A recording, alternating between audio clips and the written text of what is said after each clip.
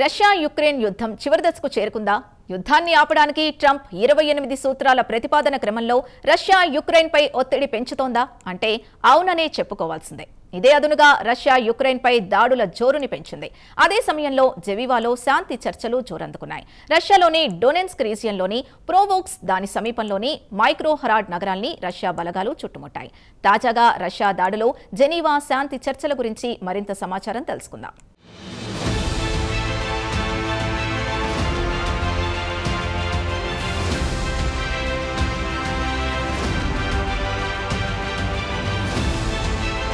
Russia Ukraine యుద్ధం చివరి దశకు చేరుకున్నట్లే కనిపిస్తోంది. యుద్ధాన్ని ఆపడానికి ట్రంప్ 28 సూత్రాల ప్రతిపాదన క్రమంలో రష్యా ఉక్రెయిన్పై దాడుల జోరును మరింత పెంచింది.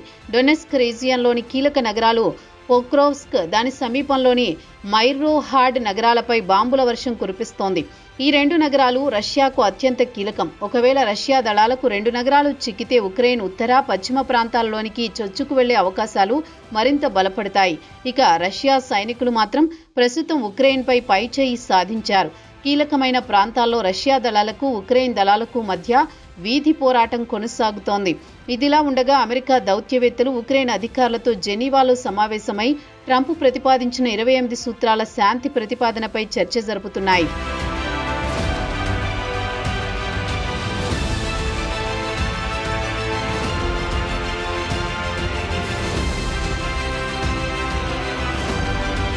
ఇక రష్యా నుంచి వస్తున్న డ్రోన్ దాడులను ఉక్రెయిన్ సైనికులు అడ్డుకోలేకపోతున్నారు. ఆయుధాల కొరత కూడా ఉక్రెయిన్ను వేధిస్తోంది. దీంతో ఉన్న సైనికులను కాపాడుకోవడానికి రోబోలను యుద్ధరంగంలోకి పంపుతోంది. అదే సమయంలో ఉక్రెయిన్ యుద్ధ ప్రాతిపదికన డ్రోన్లను తయారు చేస్తోంది. మరోవైపు ఉక్రెయిన్పై పట్టు సాధించడానికి రష్యా వీరోచితంగా పోరాడుతోంది. అలాగే పలుచోట్ల ఉక్రెయిన్ సైనికులు ప్రాణాలు కాపాడుకోవడానికి పరుగులు తీస్తున్న వీడియోలు కూడా కనిపించాయి. ఇక ఇరు దేశాల మధ్య శాంతి చర్చలు జెనీవాలో జోరందుకున్నాయి. చర్చల్లో పురోగతి కనిపిస్తోందని US secretary of state Marco Rubio అంటున్నారు. అయితే యూరోప్ మాత్రం ట్రంప్ ప్రతిపాదించిన 28 సూత్రాలు దాదాపు అంతా రష్యాకు అనుకూలంగా ఉన్నాయని వెంటనే వాటిని మార్చాలని డిమాండ్ చేస్తున్నాయి.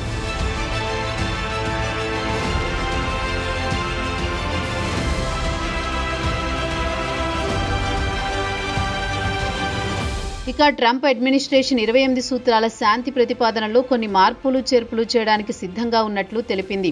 ఆదివారం నాడు జెనీవాలో జరిగిన శాంతి చర్చల ఫలితాలు ఇచ్చాయని రూబియో తెలిపారు. అయితే యూరోపియన్ యూనియన్ నాయకులు మాత్రం ట్రంప్ ప్రతిపాదనల పట్ల తీవ్ర అసంతృప్తి వ్యక్తం చేశారు. ఉక్రెయిన్ పెద్ద సంఖ్యలో సైనికులను తగ్గించాలని ట్రంప్ డిమాండ్ చేస్తున్నారు. అలాగే ఉక్రెయిన్ భూభాగాన్ని రష్యాకు అప్పగించడం పట్ల పలు అభ్యంతరాలు వ్యక్తం చేస్తున్నారు. యూరోపియన్ నాయకులు భూ బదలాయింపులను రష్యాకు కళ్లు మూసుకుని అప్పగించరాదని, దీనిపై లోతుగా అధ్యయనం చేసి తర్వాత మాత్రమే ఒక నిర్ణయానికి రావాలని EU నాయకులు డిమాండ్ చేస్తున్నారు. అలాగే అమెరికా సెనేటర్ ఒకరు ట్రంప్ ప్లాన్ పట్ల విస్మయం వ్యక్తం చేశారు. ఇది ఏదో రష్యా కోరికల చిట్టాలా ఉందని వ్యాఖ్యానించారు.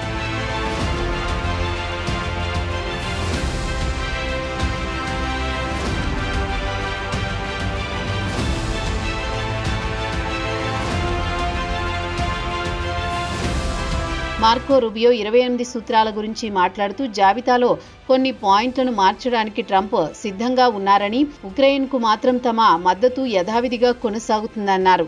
చర్చల గురించి ఉక్రెయిన్కు చెందిన యాండ్రా యోమార్కు కూడా శాంతి చర్చల్లో పురోగతి కనిపిస్తోంది అన్నారు. అయితే ట్రంప్ ఉక్రెయిన్ అగ్రనాయకత్వంపై విమర్శలు కురిపించడంతో ఉక్రెయిన్ కాస్త దారికొచ్చినట్టు కనిపిస్తోంది.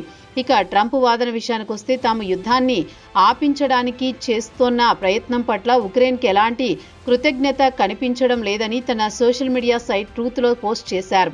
దీని తర్వాత జెలెన్స్కీతో పాటు ఉక్రెయిన్ ప్రభుత్వం ట్రంప్ చేస్తున్న కృషికి ధన్యవాదాలు తెలిపారు. అలాగే ట్రంప్ యూరోప్ను రష్యా నుంచి చమురు కొనుగోలు విషయం గురించి యూరోపియన్ అధికారులతో చర్చించారన్న వార్తలొచ్చాయి.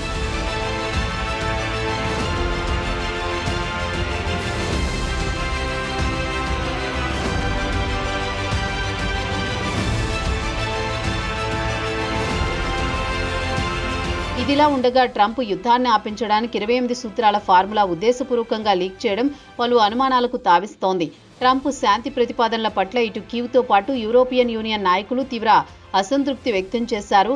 మాస్కో డిమాండ్లను ట్రంప్ గుడ్డిగా అంగీకరిస్తున్నారని, పుతిన్ డిమాండ్ల విషయానికొస్తే ఉక్రెయిన్ సైనికులను తగ్గించుకోవడంతో పాటు ఉక్రెయిన్లోని కీలక నగరాలు క్రిమియా, లుహాన్స్క్, డొనెస్క్ రీజియన్లను మాస్కోకు అప్పగించాలని కోరుతున్నారు. దీనికి ట్రంప్ కూడా గుడ్డిగా అంగీకరించడం ఇటు ఉక్రెయిన్తో పాటు యూరోపియన్ యూనియన్ నాయకులకు మింగుడు పడ్డం లేదు. European commission chief Ursula von der Leyen ఆదివారం నాడు ట్రంప్ ప్రతిపాదించిన శాంతి సూత్రాల గురించి ప్రస్తావిస్తూ ఉక్రెయిన్కు తమ భవిష్యత్తును స్వతంత్రంగా నిర్ణయించుకునే స్వేచ్ఛ ఇవ్వాల్సిన అవసరం ఎంతైనా ఉందన్నారు.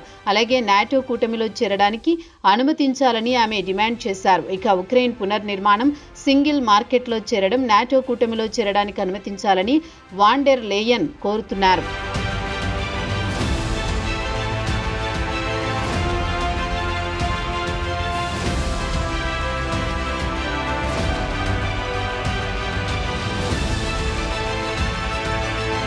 ఇక ట్రంప్ ఈ డీల్ను గురువారంలోగా ముగించాల్సిందేనని హుకుం జారీ చేశారు. దీని గురించి రూబియో మాట్లాడుతూ గురువారం కంటే ముందే ముగించాలనే ఆలోచనలో ఉన్నట్టు తెలిపారు.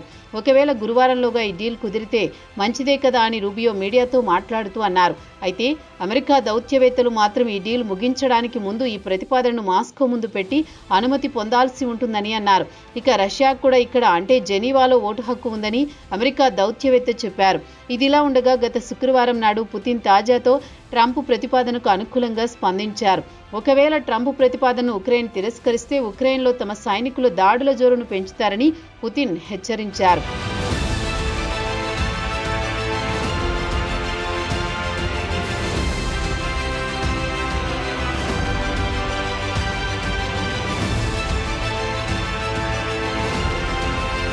అయితే ట్రంప్ ప్రతిపాదించిన 28 సూత్రాల దాదాపు పుతిన్కే అనుకూలంగా ఉన్నాయి. ఈ ప్రతిపాదనను ఉక్రెయిన్ ప్రజలతో పాటు జెలెన్స్కీ కూడా పలుమార్లు తిరస్కరించారు. ముఖ్యంగా పెద్ద మొత్తంలో భూభాగాన్ని వదులుకోవడానికి ఉక్రెయిన్ ప్రజలు అనుకూలంగా లేరు.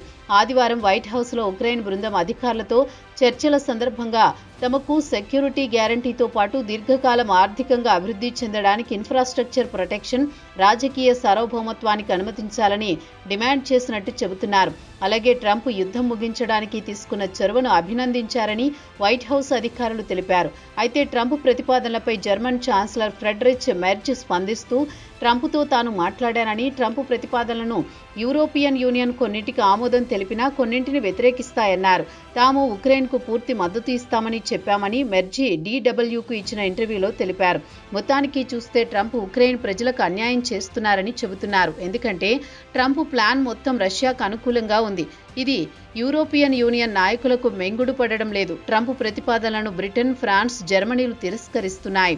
ఉక్రెయిన్ భూభాగాన్ని రష్యాకు ఎందుకు ఇవ్వాలని ట్రంప్ను నిలదీస్తున్నాయి. ఉక్రెయిన్కు మద్దతు ప్రకటిస్తున్నాయి. ట్రంప్ శాంతి ఫార్ములాను సవరించాలని డిమాండ్ చేస్తున్నాయి.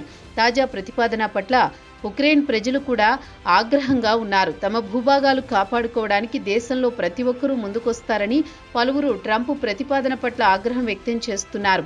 మొత్తానికి చూస్తే ట్రంప్ ప్రతిపాదన ఏకపక్షంగా ఉందన్నది మాత్రం వాస్తవం. మరి గురువారంలోగా ట్రంప్ శాంతి ఫార్ములా వర్కౌట్ అవుతుందా, బెడిసి కొడుతుందా వేచి చూడాల్సిందే.